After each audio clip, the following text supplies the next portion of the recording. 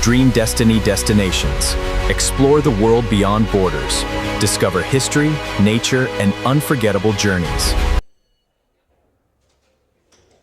Far out in the Pacific, scattered like pearls, lie the Marshall Islands. Few have seen these thin strips of green, ringed by white sand and turquoise lagoons. There are no mountains, just the endless dialogue between land and sea. At sunrise, the sky glows orange and pink, mirrored in water so clear you can see the coral beneath. Palm trees lean over beaches, their reflections shivering in the morning breeze. The ocean is not just scenery, it is life itself. The people have learned to read the water, the wind, and the tides. To know these islands is to understand both the strength and vulnerability of life on the ocean's edge. The Marshall Islands are a remote nation scattered across the vast Pacific, made up of 29 coral atolls and 5 low-lying islands. These atolls are among the most isolated places on Earth, surrounded by thousands of kilometers of open ocean. Each atoll forms a perfect ring of living coral, encircling a tranquil turquoise lagoon. Tiny islands, or motus, dot the rim, their green palms standing out against the endless blue. The lagoons are sheltered from the ocean's force, creating a peaceful haven for marine life and people alike. The land itself is astonishingly narrow, often just a few hundred meters wide, sometimes even less. It rises no more than 2 meters above the sea, making it one of the world's most vulnerable places to rising tides and storms. From space, the atolls appear as delicate necklaces or bracelets, scattered across the deep blue expanse of the Pacific, their shapes hinting at the ancient volcanic peaks that once stood here. The land is built from broken coral fragments, soft white sand, and the tangled roots of coconut palms. Over centuries, waves and wind have shaped these islands, and the palms help hold the fragile land together.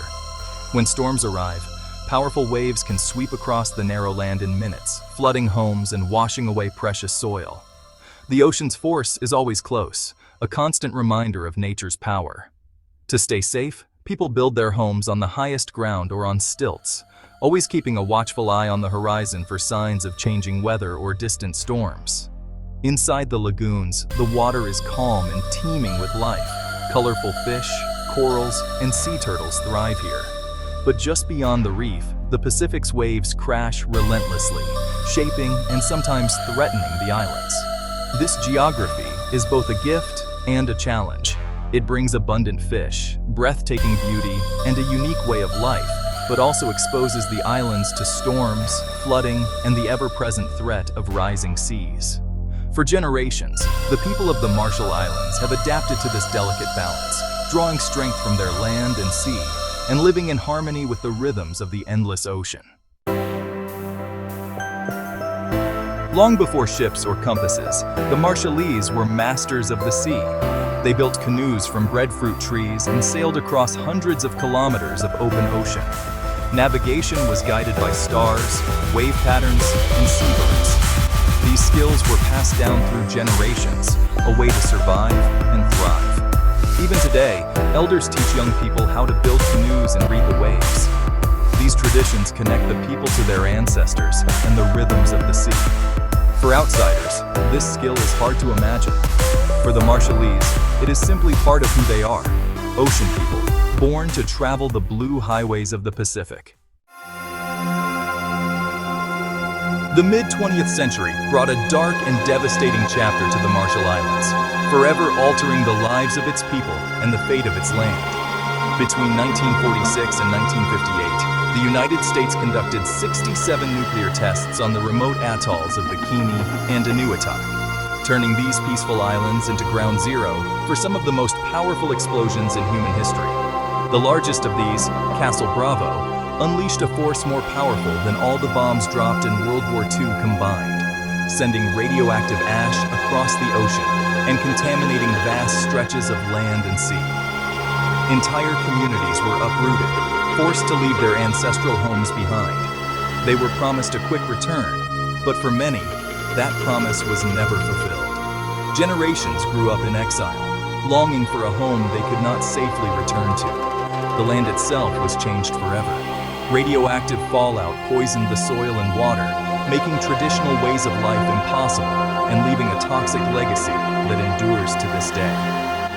Fish and crops, once the lifeblood of the islands, could no longer be trusted. The ocean and earth, once sources of abundance, became sources of fear and uncertainty. Survivors recall the strange sicknesses that swept through their communities, the heartbreak of losing their land, and the constant fear of invisible dangers lurking in the air, water, and food. Even today, some atolls remain uninhabited, marked by warning signs and an eerie silence. The ghosts of the past linger in these empty places, reminders of what was lost. The legacy of the nuclear tests is felt in every Marshallese family, passed down through stories, memories, and the ongoing struggle for recognition and justice. Yet the Marshallese people endure. They gather in community meetings, teach their children about their history, and raise their voices in protest, demanding justice and a safer future for the next generation. The atomic scars are real and deep, but so is the resilience and strength of the Marshallese people. Their determination to survive, remember, and rebuild is a testament to their enduring spirit. Despite everything, they remain tied to their home, holding on to hope and identity, even when the land itself bears the marks of tragedy. Despite hardship, faith and tradition remain at the center of Marshallese life. Most people are Christian, and church is a place of gathering and hope. Simple churches stand near the ocean, their bells calling people to worship. Families gather for feasts and important decisions, with elders respected as keepers of wisdom. Old stories of spirits, heroes, and the sea are told to children under the stars. Homes are simple, built from wood, thatch, and tin, open to the air with wide verandas. Life moves at a slow pace with time for neighbors, family, and rest. Tradition and faith provide strength and identity, even in the face of change. Daily life in the Marshall Islands is shaped by the ocean. The sea is not just a backdrop, it's the heartbeat of the islands, influencing every aspect of how people live, work, and connect with each other. Most families fish for food, casting nets from the shore or paddling out in small boats. Fishing is more than a daily chore.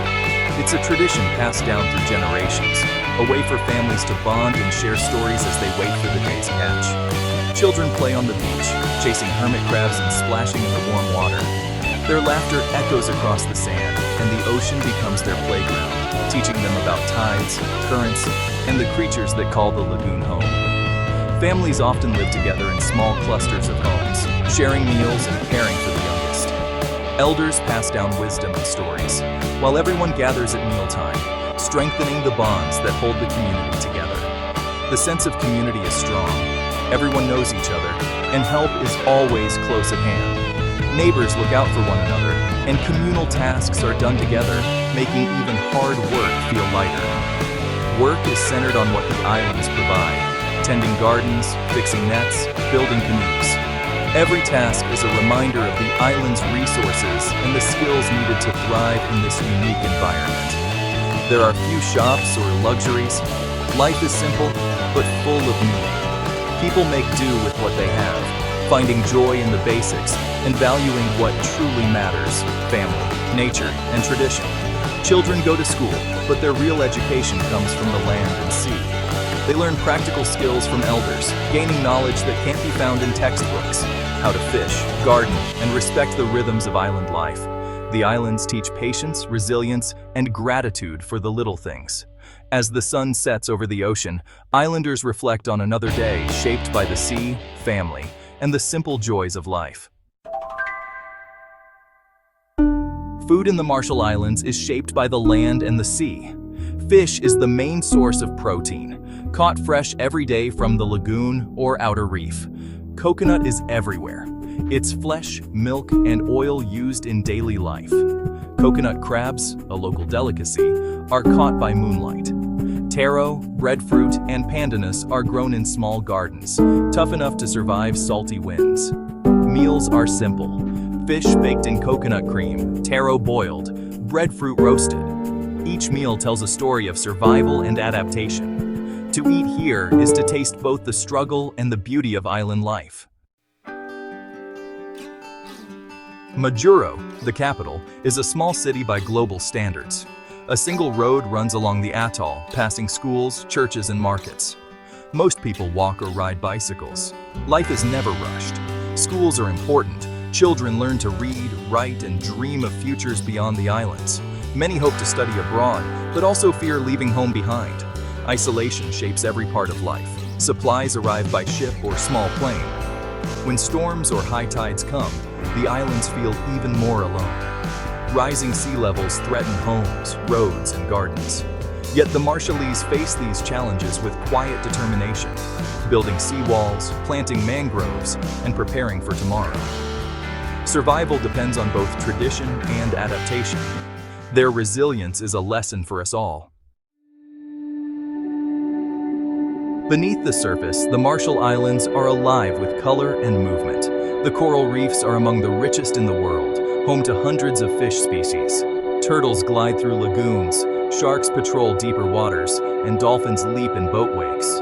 The reefs protect the islands from storms, but they are fragile, threatened by warming seas and pollution. Many work to protect the reefs, teaching children to respect and care for the ocean. To swim here is to enter a world of wonder and discovery. The ocean is both playground and teacher, offering beauty and mystery in every tide. The Marshall Islands are not a destination for luxury travelers. There are no big hotels or crowded beaches, just quiet villages and warm smiles. Visitors find a pace that invites reflection, with few distractions and no nightlife. Explorers come to learn, not just to see, snorkeling in hidden lagoons, paddling canoes, and sharing meals with locals. Every moment is shaped by nature and community. To visit is to become part of the island's story. The islands ask for respect, patience, and humility.